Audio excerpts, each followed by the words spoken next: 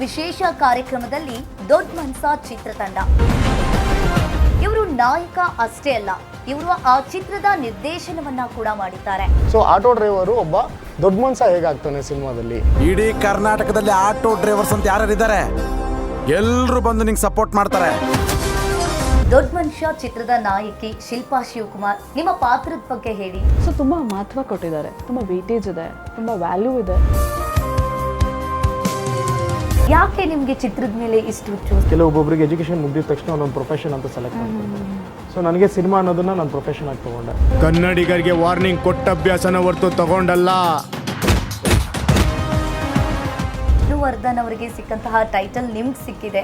ಆ ವಿಷಯ ಗೊತ್ತಾದಾಗ್ಲಿಂದ ನಮಗೆ ಈ ಟೈಟ್ಲ್ ಮೇಲೆ ಇನ್ನೂ ವೇಟೇಜ್ ಜಾಸ್ತಿ ಆಯಿತು. Like completely interest and focused ಆಗಿದ್ದು ಫೈಟಿಂಗ್ ಸೀಕ್ವೆನ್ಸ್ಗೆ ನಾವು ಆ್ಯಕ್ಚುಲಿ. ಕನ್ನಡವೇ ನನ್ನುಸಿರು ಎಂದೆಂದಿಗೂ, ಈ ಕರುನಾಡೆ ನನ್ನೂರು ಪ್ರತಿ ಜನ್ಮಕ್ಕೂ. ದೊಡ್ಡ ಮನ್ಸ ಗತ್ತು ವೀಕ್ಷಿಸಿ ಇಂದು ಮಧ್ಯಾಹ್ನ 3:30ಕ್ಕೆ.